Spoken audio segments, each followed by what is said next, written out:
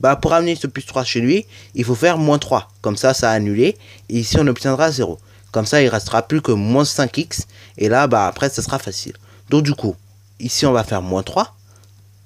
Et donc, si on fait moins 3 au membre de droite, on est obligé de le faire au membre de gauche, ok? Ce qui donne qu'au membre de gauche, il reste 5x. Enfin, moins 5x plus précisément. Et donc, moins 5x qui est égal à 7 moins 3. Donc, enfin, moins 7 moins 3. Ce qui donne donc moins 10. Donc, moins 5x égale 10. On cherche x. Donc, on cherche combien vaut 1x. Et bien, pour cela, on va devoir diviser par moins 5. Ok? Comme ça, on va obtenir directement x. Pour donc obtenir x, on a dit qu'il fallait diviser par moins 5.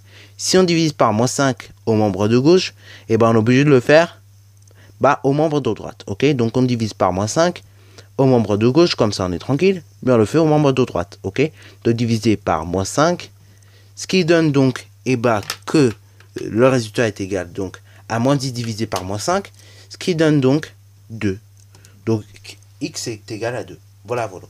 Bon, maintenant, on peut vérifier rapidement, donc en faisant le calcul de tête, puisque c'est des équations relativement simples, que mon équation est vraie. Donc là, moins 5 multiplié par moins 2, enfin multiplié par 2, pardon, ça fait moins 10. Moins 10 plus 3, moins 7. Donc l'équation est bien vraie. Donc là, maintenant, je vais faire de même pour la dernière équation, comme ça on est tranquille. Alors là, je ne vais plus faire les petites flèches comme là, ça c'était juste explicative. Mais après, donc là, je ne vais plus les faire ici, parce que sinon, on n'aura pas cette flèche sinon. Donc déjà, on va mettre en valeur les chiffres, donc les nombres, et les lettres, et donc les x. Alors là, la dernière équation, c'est vraiment le bordel, c'est le bazar complet, le néant. Donc là, on va tout ranger, parce que là, franchement, c'est le néant, c'est le bazar. Et donc, franchement, on va pas se permettre de rester avec une équation comme ça. Donc, comme je le disais, la dernière équation, c'est vraiment le néant, donc il faut vraiment que l'on reste pas dans ce néant, parce que sinon, ça va pas le faire. Donc, on rappelle, les x sont à gauche, les nombres doivent être à droite, c'est ça le but.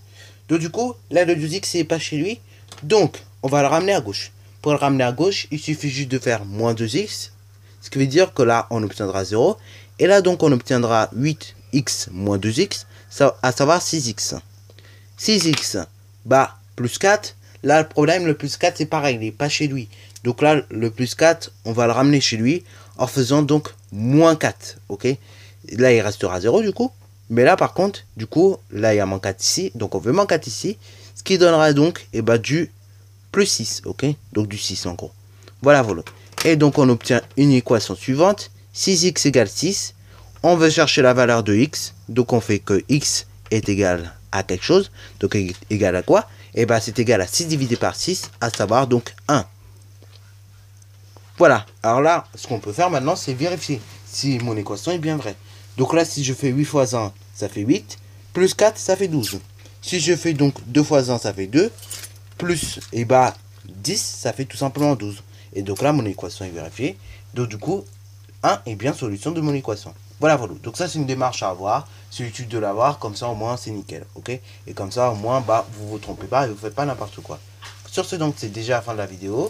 Si tu as bien aimé, n'hésite surtout pas à la liker, à commenter et bonne reste à toi en mathématiques. Sur ce donc, c'est déjà la fin de cette vidéo. Si tu as bien aimé, n'hésite surtout pas à liker, à commenter et bonne reste à toi en mathématiques et en sciences.